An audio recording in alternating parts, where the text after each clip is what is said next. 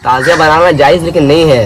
लेकिन भाई हर इमामबाड़ा पे बन रहा है, कैसे बोल सकते हैं? इमामबाड़ा पे जाहिला इमाम बनाते हैं ना वो। नहीं तो भाई देखिए अभी से नहीं बन रहा है, तभी से बन रहा है भाई। ये बता रहे हैं इमामबाड़ा पे जो भी ताजिया बनता है आप लोग देखेंगे ना, जितने भी जो भी जिसके पास इल्म की कमी रहती है ना वही बनाते हैं। ऐसे कैसे बोल सकते हैं भाई?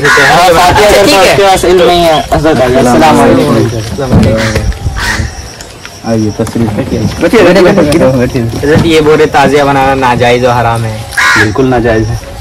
कैसे कैसे जायज है बताइए? तो हमें मतलब हमारे बाप दादा ने सब हमेशा से बनाते हैं। ने क्या किया वो छोड़ दीजिए। बाप दादा ने जो किया क्या वो किसी किताब में है कि ताजिया बनाना जायज है? ताजिया किस तरीके से जायज है? आपको उसको कैसे साबित कीजिएगा कि ताजिया जायज है? ताजिया क्या है?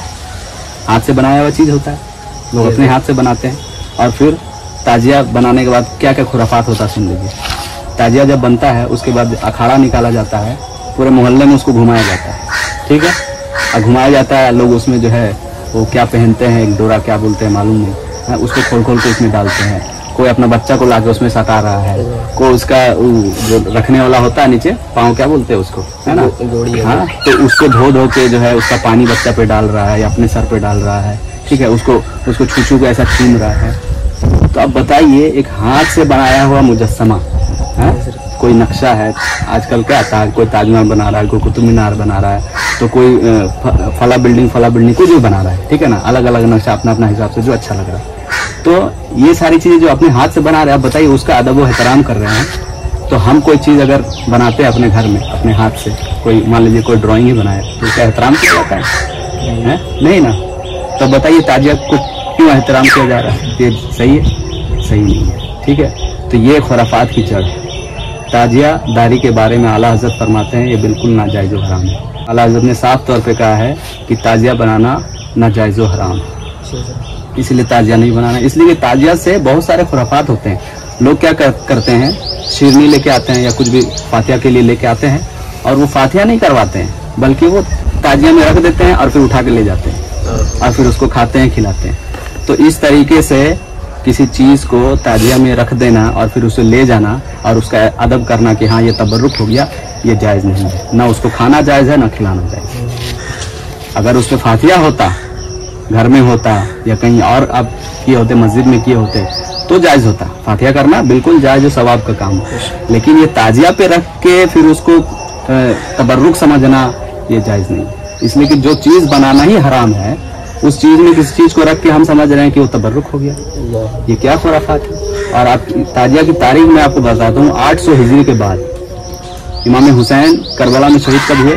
61 हिजरी में। और 800 हिजरी के बाद एक राजा था तैमूर लंग, ये जो है ना हर साल जो है करबला जाया करता था, असल करबला जो है वहां जाया करता था ज़ियारत के लिए। तो एक साल ये नहीं जा पाया, तो ये थोड़ा गमगीन था कि मैं इस बार नहीं जा पाया।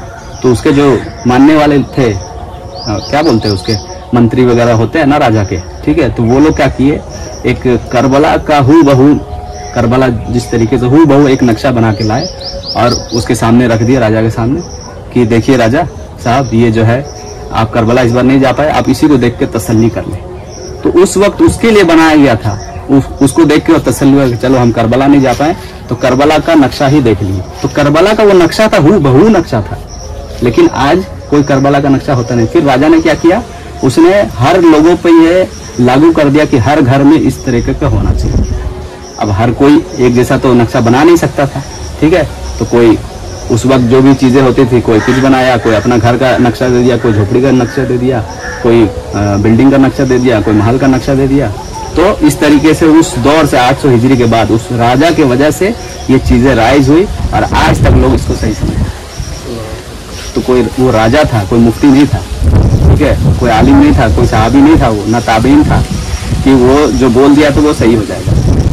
जिस तरीके से हम मक्का मदीना का फोटो अपने घर में रखते हैं तबर्रुक के तौर पर, हम उसका एहतराम करते हैं, क्यों? वो काबा का तस्वीर है, मदीना शरीफ का तस्वीर। उसी तरीके से हम जो असल करबला उसका तस्वीर हम घर में रख सकते हैं, उसका एहतराम कर सकते हैं, एहतराम की जगह पर रख सकते हैं, क्योंकि वो उसका असल नक्श है, ठीक है ना? बस इतना तक जायज है। ये ताजिया बनाकर घुमाना और फिर क्या होता है जब अखाड़ा खत्म हो जाता है, ठीक है, खेल कूद खत्म हो जाता है, फिर जिसमें हमने हजारों लाखों रुपए खर्चे करके बनाए गए उसको क्या करते हैं, ले आके नालियों में फेंक देते हैं, नापाक जगह पे फेंक देते हैं। उससे पहले हम क्या करें, उसका खूब अदब किया, एहतराम किए हैं, और फिर उसको नापाक जगह पे फेंक दिए। तब बताइए ये तो किससे मुशाबियत हो गई है?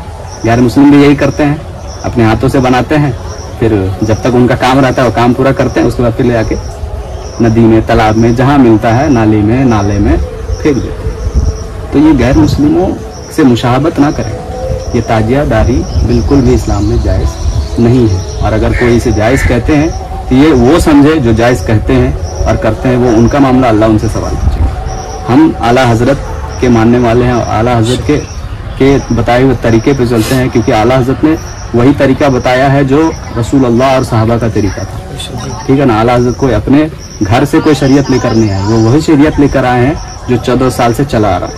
उसको उन्होंने एक इकट्ठा करके लोगों को समझाने की कोशिश की। तो हमें चाहिए कि हम जो है अपने मसलक पे कायम रहें, और जो नाजायज़ व हराम चीज़ है, खासकर इस मुहर्रम में जो खराफात होते हैं, उन चीज़ों से बचें और दूसरों को भी बचाने की कोशिश करेंगे इंशाअल्लाह। अल्लाह हमें इस पर अमल करने की तौफीक अता फरमाए।